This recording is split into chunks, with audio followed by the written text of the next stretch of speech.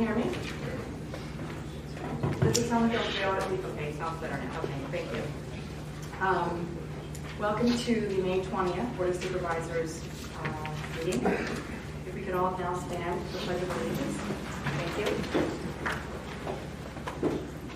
Pledge allegiance to the flag of the United States of America and to the republic for which it stands, one nation, under God, indivisible, with liberty and justice for all.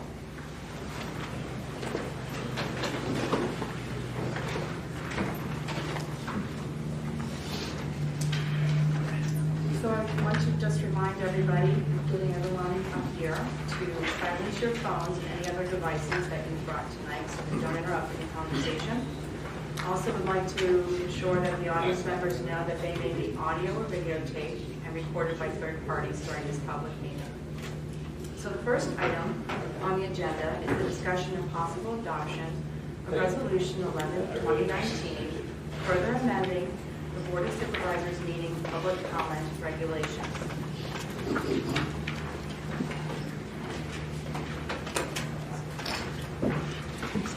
So I just want to make a brief statement in advance before we have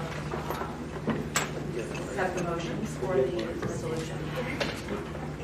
After the last year and a half being a township supervisor, I have encouraged and expect that as a board, we are open-minded and willing to speak to and with our township residents. Unfortunately, in the service of our responsibilities in making the decisions during the business meeting, which is now, we've had some frustrations and difficulty on our part in proceeding with the things that we need to make decisions upon during our meetings, because sometimes our agendas are quite long. What we realized is that there are ways for us to ensure that public comment can be made, but sometimes situations occur where the discussion of issues is not a comment, it's simply a question and answer. So one thing that I will announce during my supervisor announcements a little bit later is a solution that I think would be very appropriate, because one of the things I've also heard is that the residents would like to have a more open dialogue with the supervisors, which is difficult unless you try to meet with them one-on-one, reach out to them directly.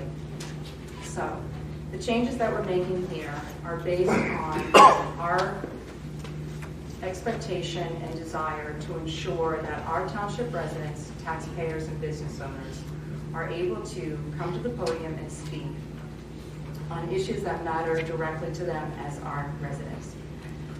So the changes that we've made in order to ensure also that we have the ability to get through our business is to reduce the number of minutes that an initial speaker may make in making comments. Then it will be not only the discretion of the chairperson, but also any of the board members, if they have questions and would like to hear more from that speaker.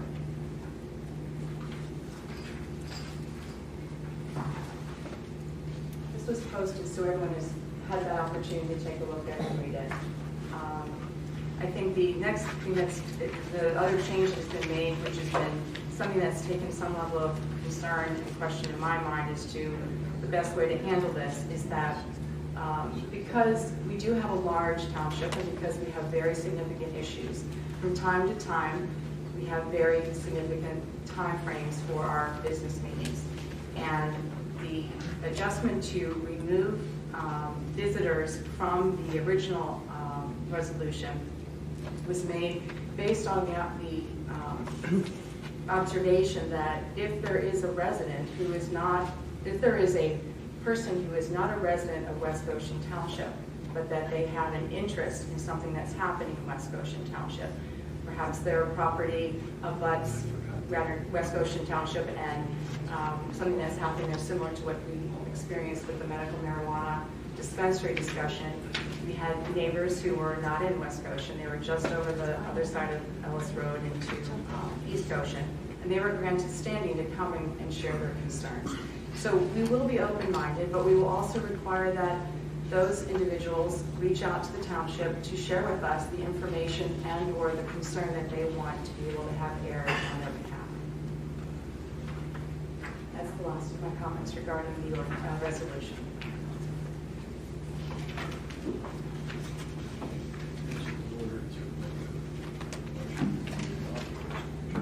Could you please speak into the microphone? We've got it also down here.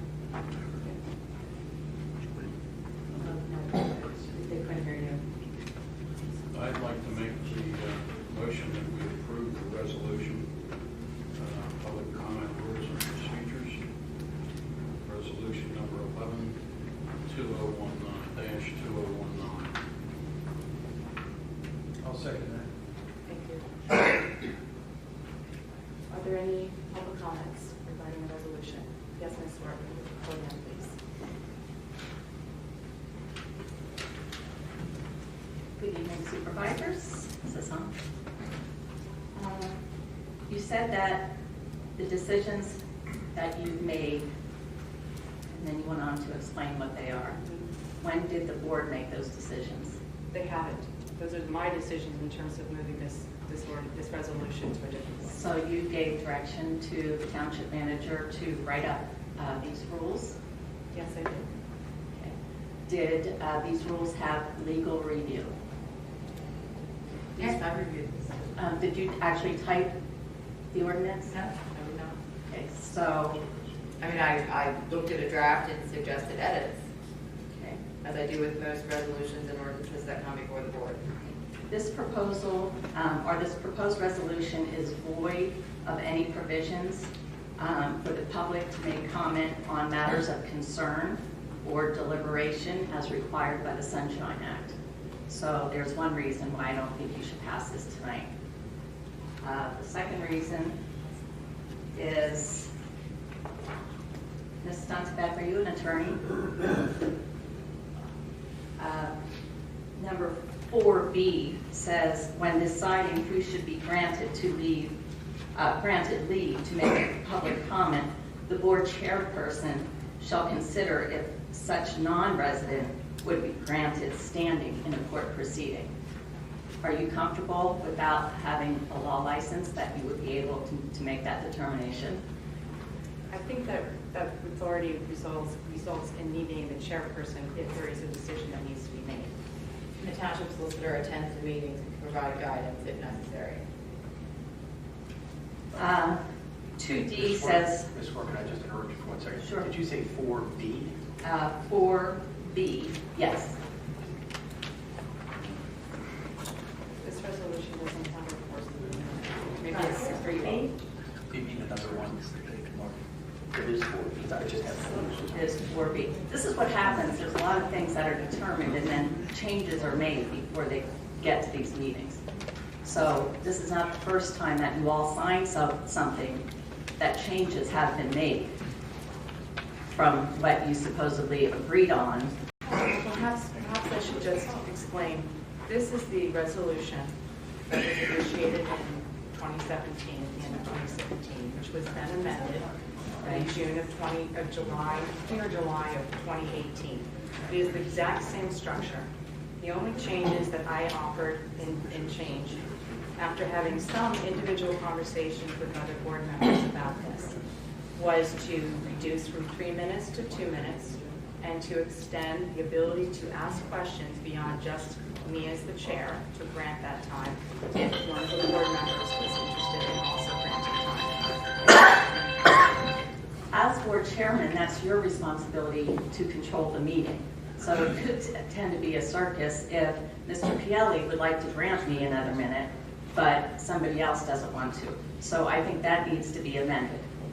Your role, you were voted by your fellow board members to be board chairperson. Yes. Board chairperson oversees and controls the meeting. That's exactly So what now I'm you're- attempting to do, Margie. So now you're giving up control. I'm not.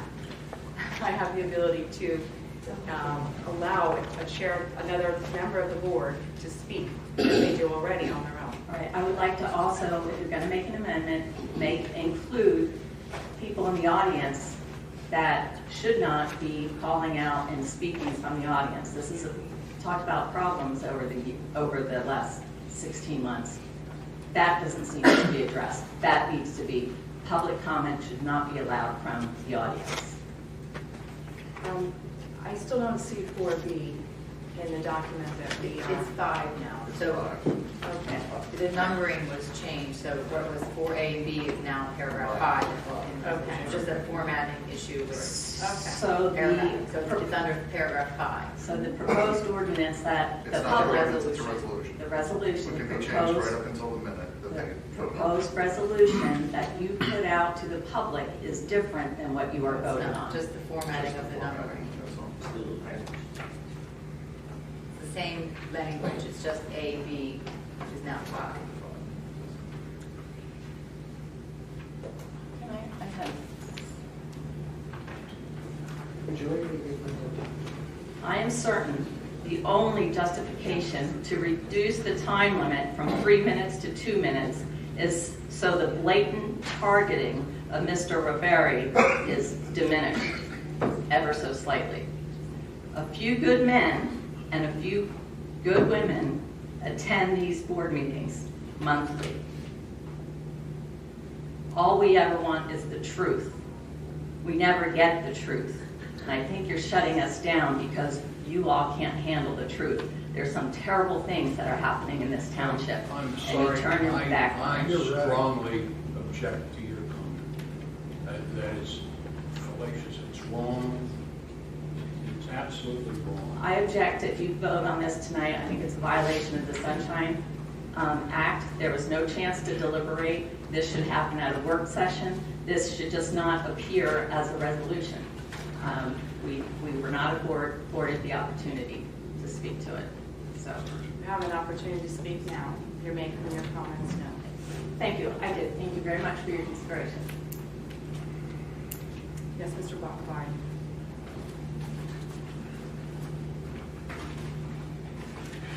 BoS Riveri.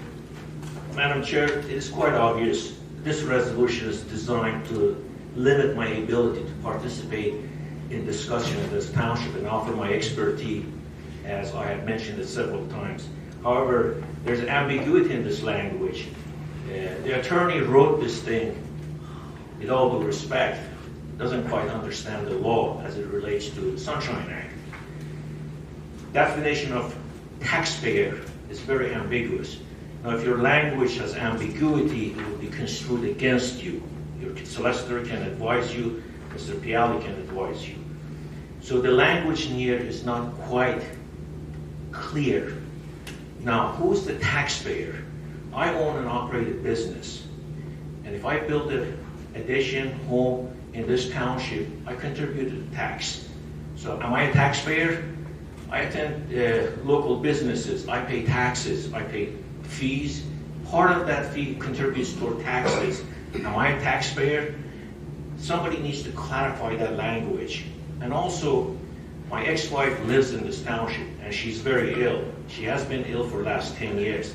I take care of all the medical issues, I take care of the land, I take care of the property. I have a letter which I submitted to previous chairman, Mr. Piali, that grants me permission to ask or speak in her behalf. I came to this township, I experienced racism, bigotry by this board, by your staff. I experienced basic bigotry and racism by the police department. I have the ability to speak. Nobody's going to hold me off. Now, if somebody wants to diminish that ability and instruct your police department to take me out of this room, I suggest that would be done under arrest. That way, I have a legal challenge in the Court of Common Pleas, 1983. Thank you, ma'am. Thank you. Just as a reminder of the purpose of this adjustment, I basically stated the reasons for it. We have multiple complex issues that come before us on a monthly basis, and we owe it to our residents, first and foremost, to be able to have us do our business in a timely fashion where they can understand, they can listen, they can learn, and they can not be distracted by people who don't live here, perhaps, who don't have the interests that they have, and they prefer maybe to have this be sent for us, our residents, our taxpayers, our business owners who work here, who are paying taxes. So we'll take it on advisement to adjust the taxpayer definition if we need. There's no definition in the Sunshine Law for taxpayers. So Okay then. Use That helps use us the language get of that. the Sunshine Law as the guide. You're welcome to come to these meetings. They're public meetings. You can always be here. But we need to give time to our residents so that they can help us to perform our jobs appropriately. Mr. Goshen, would you like to come forward?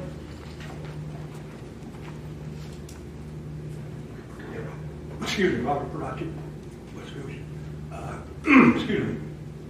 It appears to me from what I heard tonight is that this board has a lack of appreciation of the First Amendment to the Constitution. And that's my opinion. Thank you. Mr. Copyright, Talk about West Goshen Township in agreement with your proposal. Thank you. Thank you.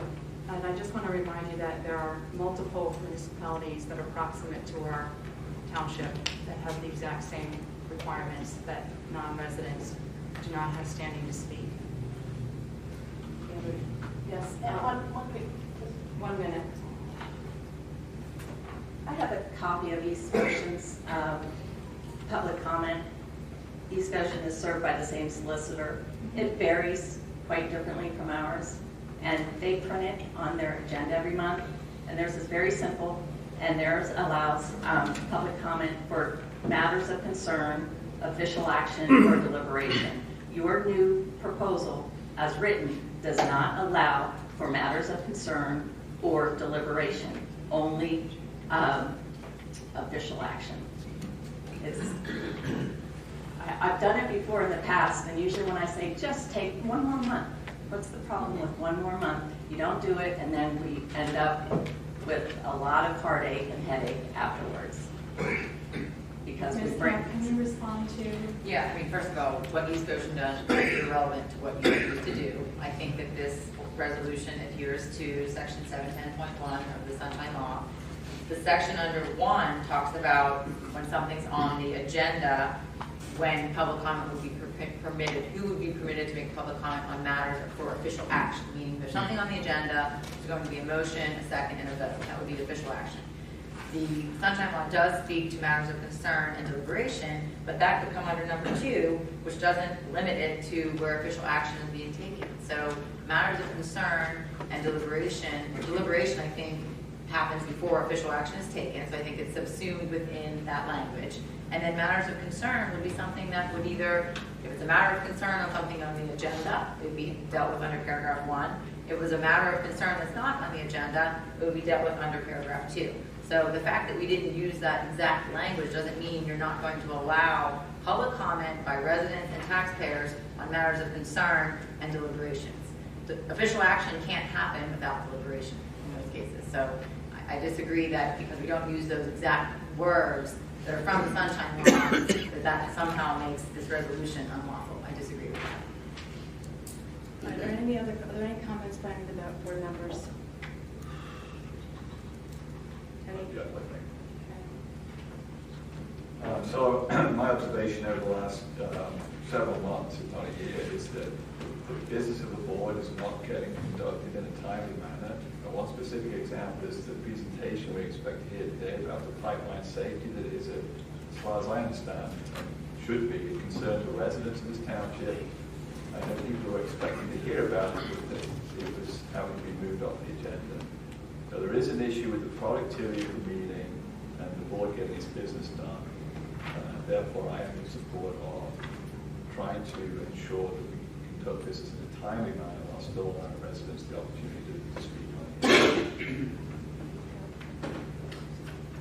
Now, Yes, we need 1 minute. real quick. Black Law Dictionary, standing. Definition of a standing, as the law requires, the injured party. Any injured party has a standing. But that's in the court of law, not here. Here, if anybody has a concern, they can come act in behalf of somebody else. Originally, I came to this township because of Mr. Broadship. I spoke in his behalf because he had a medical condition. He was suffering from post-traumatic stress disorder, and he was allowed to be upset. So I spoke in his behalf. At this point, I'm speaking on behalf of my ex-wife. And certain problems that exist has to be solved, and that's why I'm here. And I am not going to go away regardless of this resolution or any other one. I will be here every single meeting. Thank you. You're welcome to attend. Thank you. I just wanted to comment that this action is not being taken to limit, in my view, freedom of speech, First Amendment rights. This action is taken, in my view, for the other purpose of enabling more people to participate. I cannot tell you how many times, from many different people, on many different occasions, where they've come to me after I've begged them to come to meetings, and they're saying, you know what, I'm not going to stick around till 11 o'clock, I had something to say. We're not getting things done, and we're just trying to get things done and allow people more of an opportunity to speak. You can look at it from, and I won't say a selfish perspective, but from an individual perspective and say, you're cutting down my time to 2 minutes. I'm looking at it as I'm giving more minutes for someone else so that we can have more voices heard and more participation and input. This was not an easy decision. Mr. Riberi, you've been allowed to come up here. You're not a resident. There are places, and I think you may come from the same place, where they do not give our residents the same benefit of speaking. Is it fair that we limit our own residents because of that? There has to be a balancing act. You think this is personally against you, it is not. This is something for the greater good. And that's why I'm voting for it. It's not an easy decision. You've had the opportunity to come here and say some things that I personally do not agree with. I do feel it's every person's right to be able to express their opinion, however. So on that note, I'm prepared to vote and approve this resolution. Unfortunately, I'm going to have to say no. Couple of points based off of what supervisors have commented on. 30 seconds, please. I've asked for this change for a number of years now. Why don't you have public comment like East Goshen does, the very first agenda item? For those people that do come and they have a problem with the neighbors or the dogs or the chickens or the smoke that's coming out, and allow them public comment on items that are not on the agenda to come up and make their public comment. That's how many municipalities do it. And I've mentioned it to you when people have had to sit through a 3 or 4 hour meeting to come up. First time, they want to make one comment. So these are just simple solutions to that issue. Where It's not just public comment. It's also, as Mr. Walsh so aptly pointed out, we've been waiting several meetings to hear about the very important issue of safety, pipeline safety. There are people that actually came here to hear that and did not get an opportunity to hear that, not once but twice, 3 times, and they are very disappointed. So it's not just public comment. So put the public comment in the front or put the public comment in the end. I don't see how that's going to make a difference, honestly, much. I don't. To speak to Mr. Walsh, I've been to plenty of sewer authority meetings. The sewer authority board conducts their business at a meeting. And I think, Mr. Walsh, now you were just sworn in last month, you will find that, like tonight, this decision, it was made before the meeting ever started. That's just So- not true, Margie. That doesn't happen. Thank you very much. You're wrong as usual. That is not correct. No. What you're saying, please sit down. Please sit Without down. censoring Sit down. elected I officials sat that- down. Elected officials that make comments like that, you're restricting what we can say, and if we say something not nice. We're not restricting. Anyone who is on this dais who would like to hear more from anyone who's speaking has the ability to add additional minutes. The reason we are reducing it is that the majority of people don't need 3 minutes. So that gives us flexibility so that we can incent people to be able to come up here who have things that they want to share with us, and then each of us now can make that decision, okay? But this decision was not made before this. It was, you can make a face at me, but that it wasn't. We're voting on it now. Okay, we have a motion and a second. All in favor? Chair? Aye. Aye. I'm sorry. Okay, Madam next Chair. item. Go ahead. Madam Chair, can I point out one thing at this point? Yes, please. This quote discussion unquote on this resolution has gone from 7:05 now to 7:26.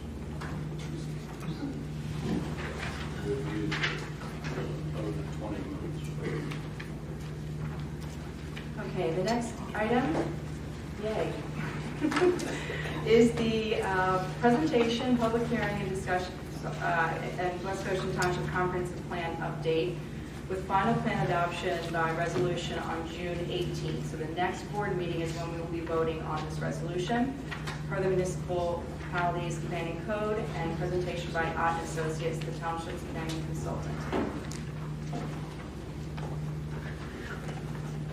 I'm good. I'm kidding. I was kidding. Thank you for being here, Mr. Ott.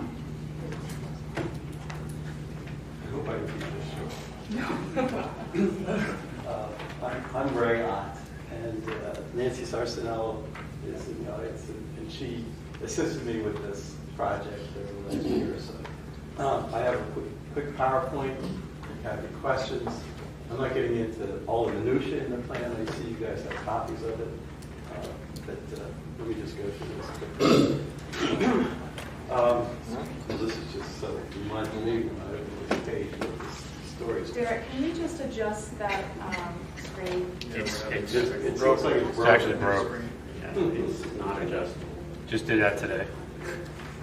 Let's take a recess. It looks like the screen's broken. Oh, okay, yes, it looks like it is a tear in the top left. It does. Yeah. Okay. It's very close. Okay, next slide, please. Next slide. These are just bullet points about the comprehensive plan. The last one you did is 2004. Typically, the municipalities planning code, which enables municipalities to do planning and zoning, recommends that they be updated every 10 years. Addresses current issues in the township. It also, another thing, achieves consistency with Chester County landscapes, which is the county version of a municipal comprehensive plan. And because your project was partially funded with a grant, a vision partnership grant from the county, they want you to comply. It's kind of a carrot and stick. And they'll give you the money, but you have to agree that you're going to comply with what's in the county plan. Address regional planning initiatives and comply with the PAMPC, which is the Pennsylvania Municipalities Planning Code, again, which enables municipalities to do planning and zoning. And then a little caveat I forgot also is Jean is also in the audience, and she's our representative from the county who's monitoring this project. Okay, next slide. These are all the people that were involved in putting this together. We had a task force, and you can see we have all the planning commissioners, several members of the supervisors, and 4 residents participated, along with township staff. Next slide. The process included public input. We had a community survey. We had 1,200 respondents, which is 15%, which I consider to be good for this. Public workshop and an open house we had. I think I'm wrong on March 11th, but whatever. It was in March. It was reviewed by the county and adjoining municipalities. The municipalities planning code requires that comprehensive plans be submitted to adjacent municipalities, the school district, and the county for their input. And we did all that. And we only, in addition, the county had some input, and East Bradford Township had some input, which we've incorporated in a change to the plan. And then finally, this hearing tonight is to adopt the plan. Next slide. This is just an overview of the Chester County's landscapes. And they have this, the theme of it is to preserve, protect, appreciate, live, prosper, connect. And this is a section that shows West Goshen Township, and they consider it to be within 3 districts of their comp plan, which is urban center, suburban center, and suburbs. I don't have time to get into the minutiae of what all that means, but all that's, this day and age, everything is on the web, and feel free to go to the county's website, you can look that up. It's also explained in the document in front of you. Next slide. The background, these are all the other planning documents that we considered when we looked at this project. The Chester County has a central pedestrian bicycle plan, Chester County Public Transportation Plan, SEPTA and DVRPC enhanced bus service on Westchester Pike. DVRPC, but for people who aren't familiar with that either, is the Delaware Valley Regional Planning Commission. which oversees planning in the 9-county Philadelphia suburban area, which includes counties in New Jersey. The DVRPC Connections Plan, which is their regional transportation plan. VISTA 2025 was the Chester County Economic Development Strategy for the county. And finally, which we just added because of the comment we got from East Bradford Township, is we did look at this Plum Run Corridor Master Plan, and the main thing that we did is show where we provide a linkage to their trail system in East Bradford Township. Next slide. We organized the project early on by the survey and also working with the task force as to where they wanted to focus the emphasis of this project. And one thing that was most important is to maintain and enhance the high quality of services and facilities in the township. And in our survey, we got great praise. I'm not doing this to just make the staff happy, but we did get great praise for how the township is administered. Traffic management and circulation, pedestrian and bicycle circulation, access and safety, land use and future development of the township, environmental and natural resource protection, historic resource protection, and housing. Next slide. Again, I said this would be fast. Yeah, too fast.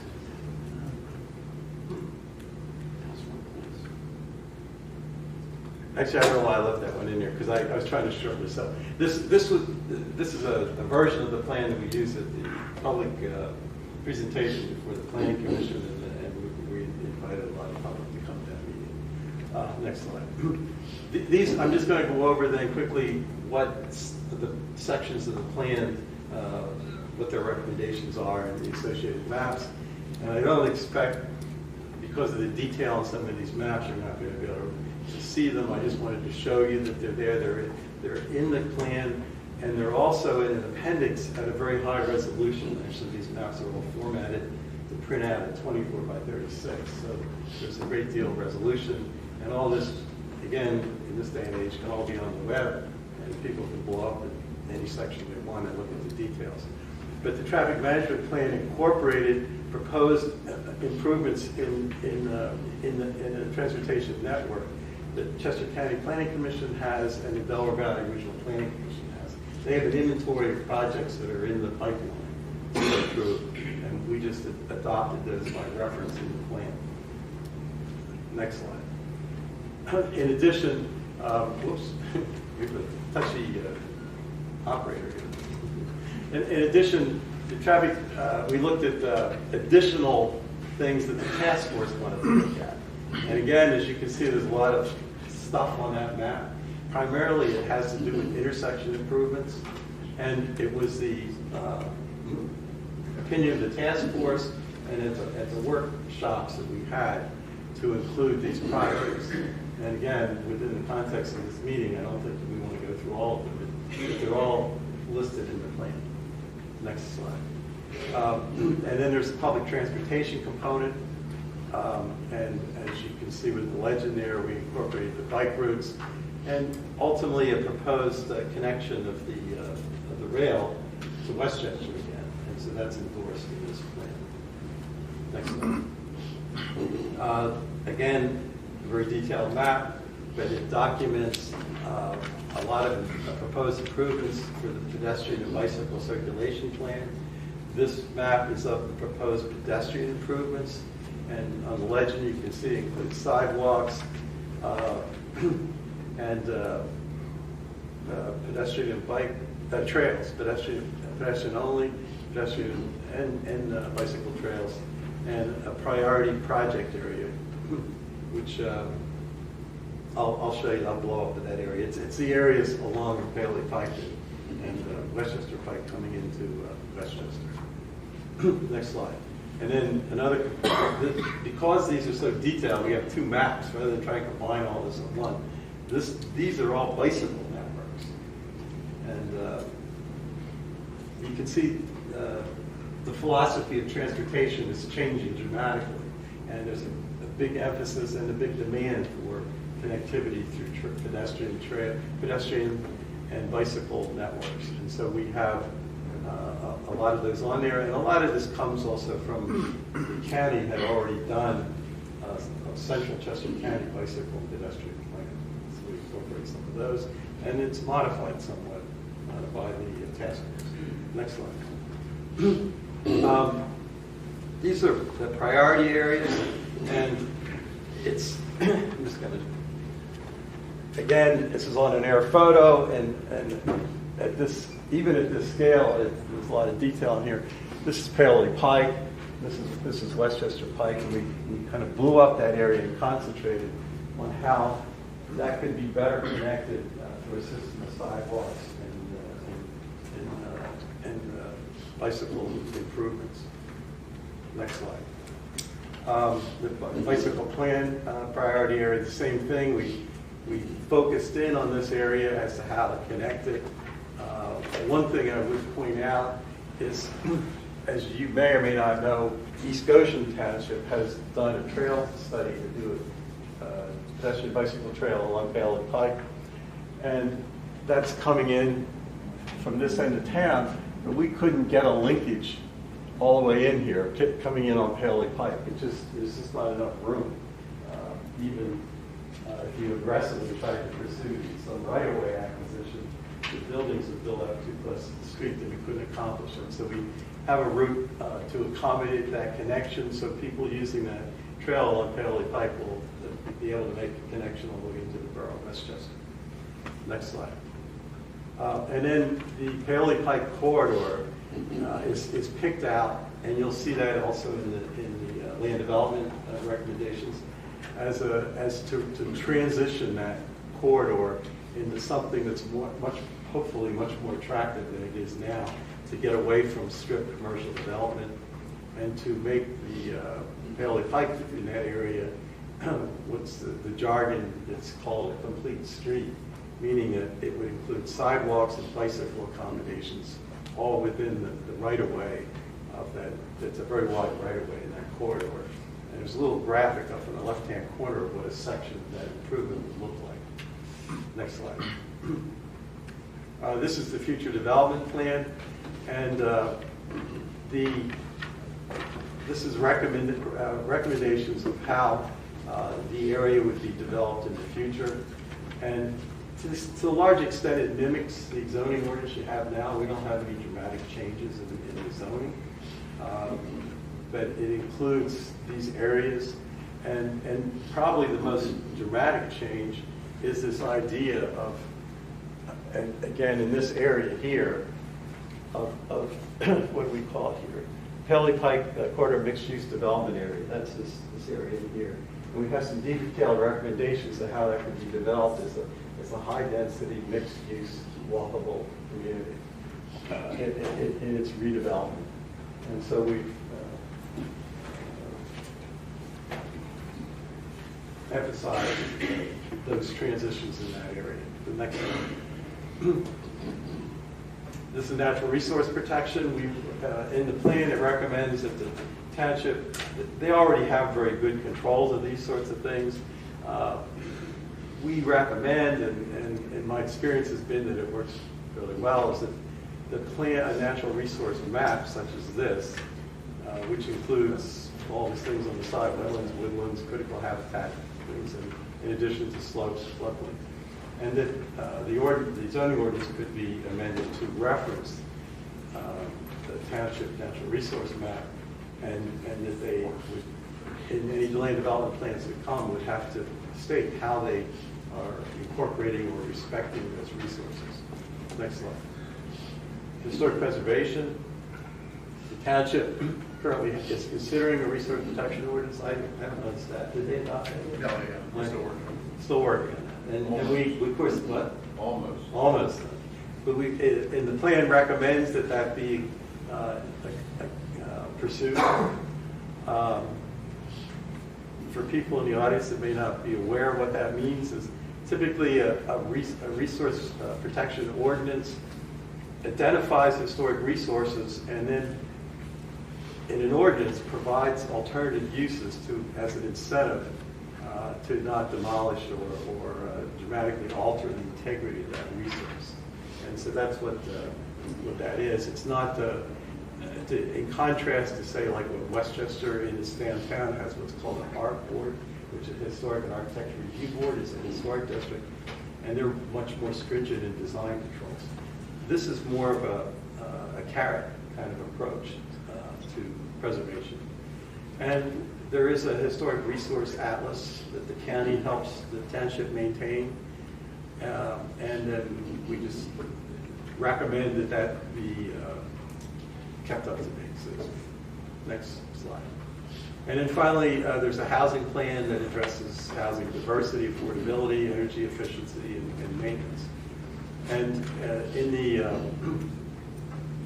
I just throw a chart up here in numbers to show how the township has changed in the last 6 years. The most recent data we have for census data is called a community survey, which is the census conducts every 4 or 5 years, the interim period between the 10-year censuses. And the township in the last 7 or 8 years has increased by about almost 600 housing units. And I think that's it. Next slide. Yeah. Real quickly, apologize for going through it so fast, but we're here tonight after going through all this for a year and a half or whatever. We're on the home stretch to get the plan finally. But I understand you can't do that because of timing issue. If anyone has any questions, I'm here. Nancy's here. Nancy's responsible for all the mapping and graphics that you've seen in this report.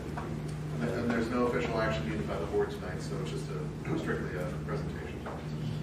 I have a couple of questions. Excuse me.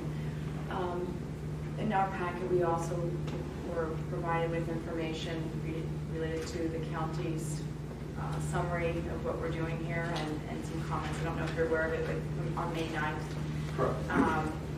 And I just highlighted a couple of different areas, but I was fairly comfortable with these comments. And I wonder, in addition to the comments that were made here, whether or not the township replies to having been able to look at our comprehensive plan, whether there's still work to be done, or is there consensus, have things already been decided in terms of whether we'll make adjustments to our plan, or whether we're going to be doing new things with trying to integrate with them? Give me the addendum. It's right over there. With both the county comments and the East Bradford comments, we prepared a response letter, which I think you have copied. I think you should. If you don't, we'll provide you with a copy. I didn't copy it. I have some minutes from different boards, but yeah. I prepared a response letter to the County Planning Commission as to how we addressed all their comments, and we essentially addressed all of them.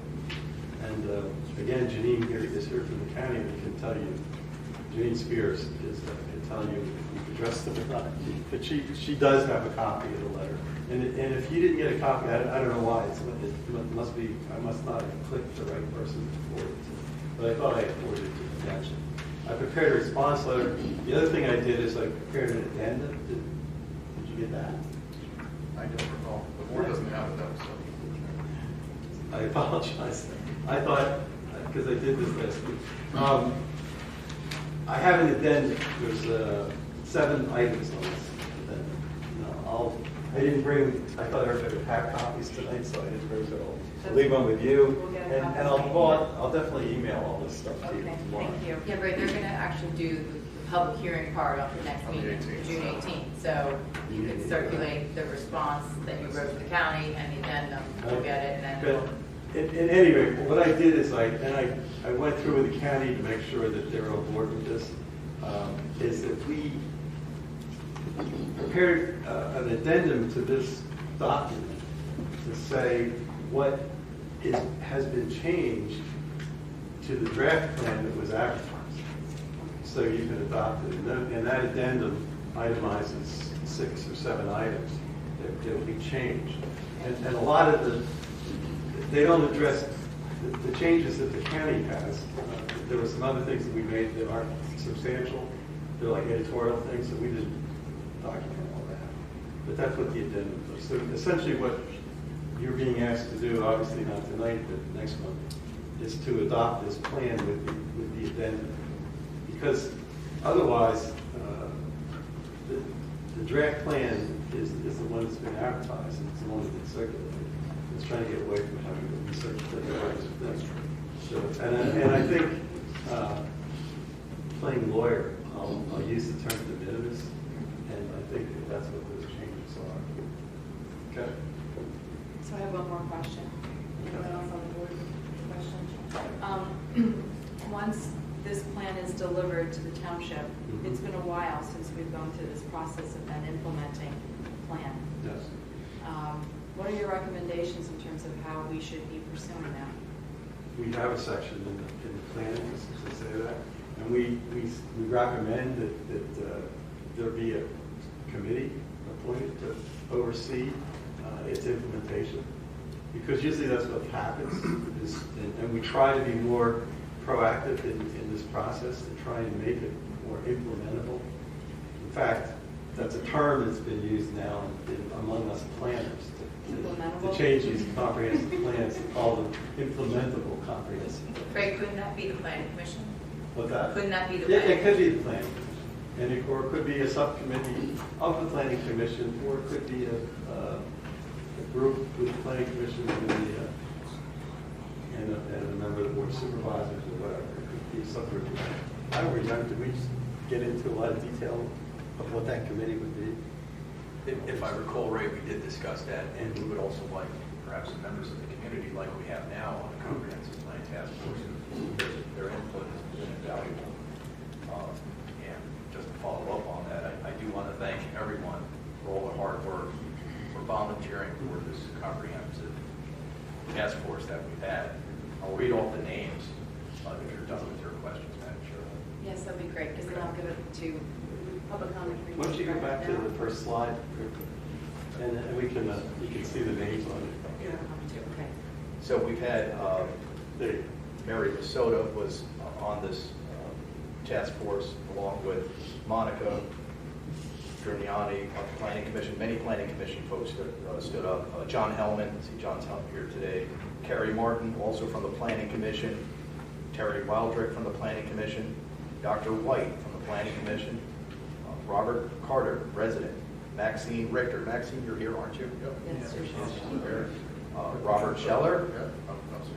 And Robert Stratton. Is Robert Stratton down there? Okay. These folks work diligently for months. I urge everyone to take a look at this plan. There's some really insightful things that we all came upon collectively, and some real exciting possibilities. So please take a look at it, and when you come back on June 18th, you'll be better informed and you can have some input as to the plan. I just want to thank everyone though that did participate. Thank you very much. Okay. Mr. Walsh has a question. Yes, so first of all, I'd like to thank everyone as well. It was a good job, and for me, it was really interesting and gave a really good overview of all the kind of where we are and what we can do. We had a very active task force. We did. I tell you, the people we had here were very engaged. They were very engaged, and they really watched us, and we did. So my specific question is, when I look at the recommendations, and I know this isn't going to start it all tomorrow plan, it's a comprehensive plan with a long-term time horizon. But there are several relatively large asks of what the township needs to think about and potentially take on to start implementing this plan. And they obviously would need to be considered in conjunction with some of the other issues that face the township. So whether it's the collection system and some of the work that we already have looking at what needs to be done with that, stormwater management issues that the township has, and some of the aging parts of the township.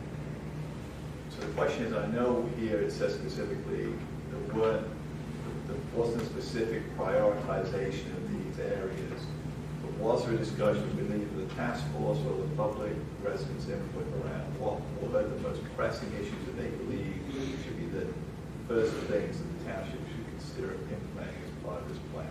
Just want to press that question. Do you have any? I would say that pedestrian, I'm sorry. It's easier for us to hear you through the microphone for the audio taking of it. Thank you. Nancy Sarcinello with Sarcinello Planning and GIS Services, one of the consultants on the comprehensive plan project. If we can flip to the priority issues, I think it was the next slide. There we go. Yeah, I would say that it was traffic management, circulation, and the pedestrian and bicycle accessibility.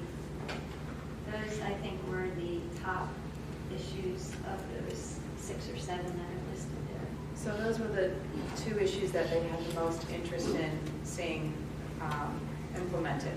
Yes. What I wonder if you were to look at the priority list and look at what had the easiest implementation from a cost planning coordination, if you could also have something to look at that way.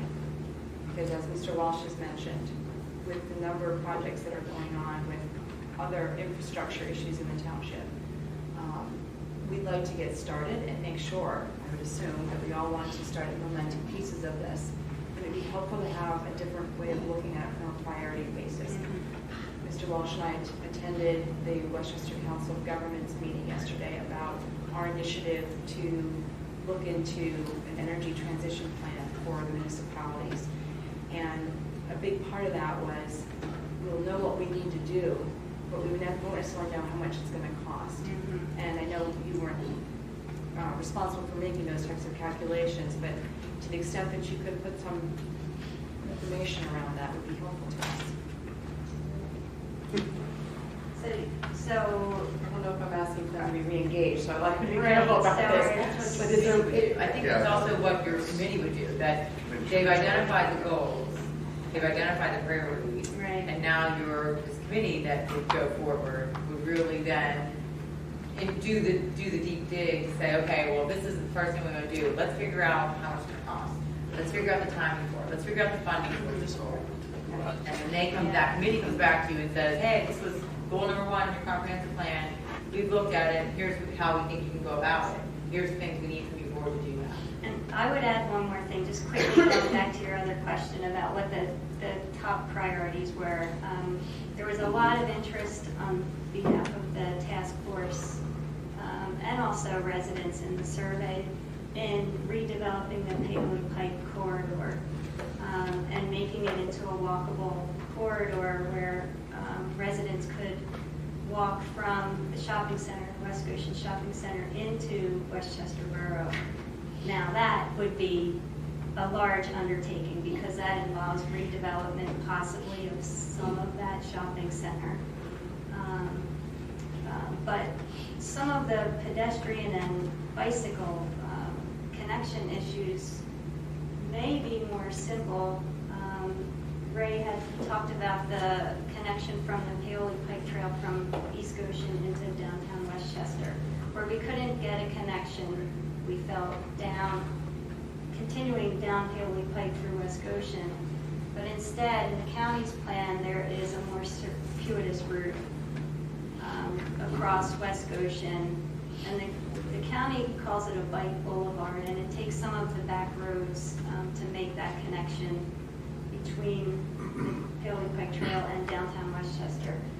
And some of that is a matter of putting, striping on the roads or those indicators called sharrows or sharrows. So some of those types of implementation initiatives may be less costly and less effort. And I think that we've outlined that in the plan. But in terms of us coming up with costs, I think that would require a much deeper effort.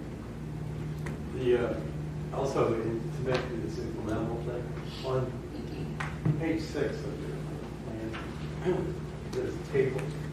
And the table lists in summary form all the recommendations, but it also gives a time frame. And you can look at that as a way to kind of check things off, or you can sort the table any way you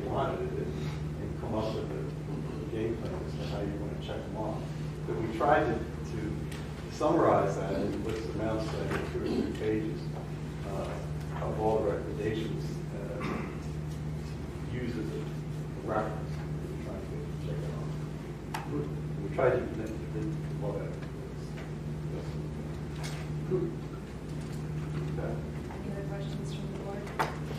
No, I also want to thank Ray, Nancy, and Janine for their guidance during this process. They were very helpful, of course. Thank you very much, guys. Yeah.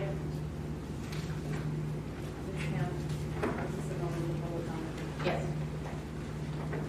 Any comments from the audience? Ms. Orr?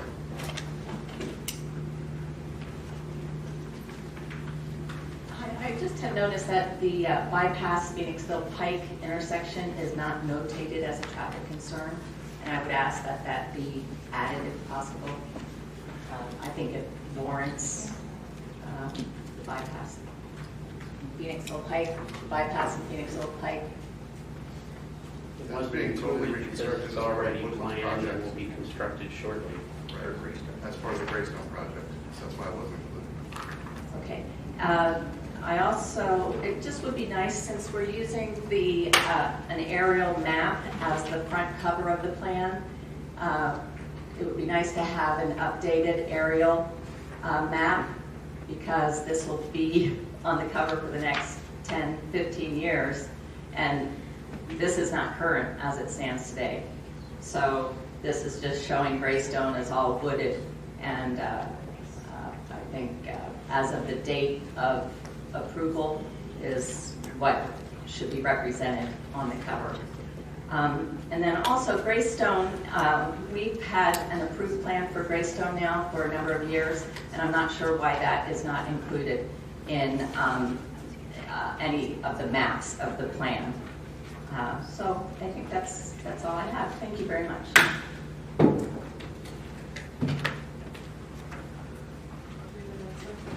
Matt? Which one? The one that Marty just asked. About Greystone? Greystone, yeah. We discussed that in detail at, I think, the last task force plan. Until a project is built, it should not show up on a map, because the project may go bankrupt tomorrow before any homes are built. So there's no reason to It show will it. evolve over the time. Correct, Okay. absolutely. Not that we're saying that's going to No, happen. no, I did not mean I'm that. just saying it doesn't matter. I'm just saying. We should wait till it's completed. We should Take wait the till it's photo. completed. The aerial And photo. the aerial photo, we're not spending $10,000 to fly an aircraft to take an aerial photo of it under construction. Yes, sir, Mr. White. BoS for burial. This question is for, Today. Okay. Yes, go ahead. this question is to Mr. Roth, probably he can answer it. 10, 15 years ago, I remember you could file an application with Pennsylvania Historical Museum Commission.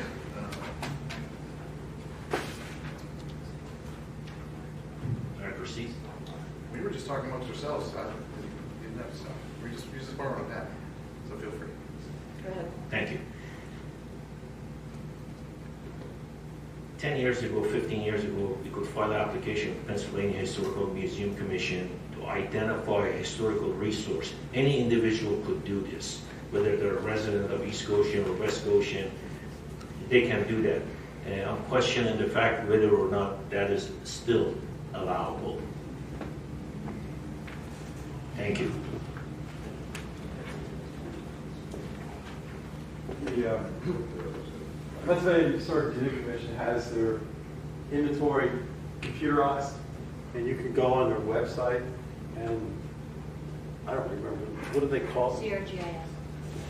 CRGIS. Whatever that stands for, CRGIS, and the Cultural Resource GIS. So they have, and you can go on there and find out the state of anything that the county, excuse me, the PHMC has inventory. And then the township, in conjunction with the county, has developed a detailed inventory of historic resources within the township. And that is not on file with the state, it's on file locally. That inventory also lists the status for resources that have been further registered, such as the National Register or on the Pennsylvania Indian. Thank you. Okay. Mr. Mr. Herman, I'll just hand up, and then you definitely. John Hellman, West Goshen, 419 Penn Lane. I serve on the Planning Commission, and I just want to emphasize, and I also worked on the Comprehensive Plan Task Force as well. I just want to emphasize to the board here the inclusiveness of the process that was conducted to make this thing come about. It was a survey was sent out to all the residents in West Goshen. There was an open house, and many people had come in to express their opinions about what they felt was important here in West Goshen. And as a result, the priorities were developed. And following that, months of meetings was conducted by many people who are residents here in West Goshen to develop to put the meat on the skeleton, so to speak. So the process was one which reached out to the residents of West Goshen looking for their input, and this is what we came up with. We also had a presentation at our April 2nd meeting of the draft, dated March 22nd. So we had an opportunity to really look at this comprehensive plan in great detail. And we decided from the Planning Commission that we would unanimously recommend to the board that it be adopted. So we would hope that you will comply. Thank you. Thank you. Can I- All right, I- next just- item on the, oh, I'm sorry, Doc, but that's right. Mr. Casey, okay, Mr. Sheldon. West Goshen Township wants to thank the board, Ray and Nancy, for all their hard work and allowing us to help out. And also, the implementation of this actually started last night in the Planning Commission because the school district came before us with their plan, and we did suggest to them pedestrian access from Aram Avenue up to the school and possible bollard protection at the front of the school where they let the kids off. So we're thinking about it. It started actually last night. Just want to let you know. Thank you for sharing that information. Mr. Sheldon? Bob Shower, Township President. I just wanted to, when Mr. Ott answered your question, I want to put one question in. I just wanted to emphasize, because the voice comes up to this, this is going to be a living document. So even when it gets approved, it's not set in stone, because we don't know what's going to be different 5 years from now. So so people don't start nitpicking at different things. It is a living document that can be amended and changed. Thank you for letting us know that. Just real Mr. quickly, Ott. I think there could be some confusion about the addendum. The addendum are things that would be associated with the draft plan that was advertised, but the plan you have in front of you, the one that's stated today, May 17th. May 17th, that actually already incorporates all this. All the addendums. All the addendums. Okay. Thank you. Mr. Casey, come forward.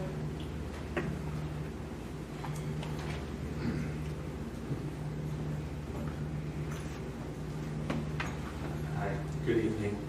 I just had a couple quick questions. One is, has this plan identified any potential need for eminent domain to be used to put trails and sidewalks?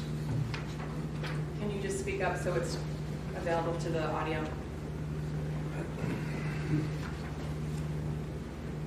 Maybe just stay. Everything we put on the map, we try to put it within the existing rights of way.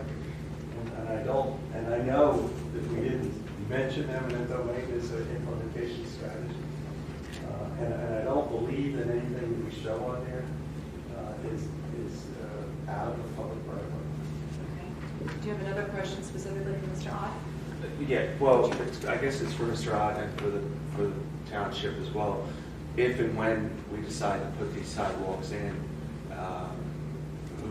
they have to be maintained by the landowners, correct? That's the current sidewalk ordinance, correct? All right, thank you. All right, any other public comments, questions? Okay, let's move on. Thank you very much, Mr. Ott. Thank you. Yes, and I would like to take a recess specifically because I'd like to have the podium removed, set to the side. Thank you. Thank you.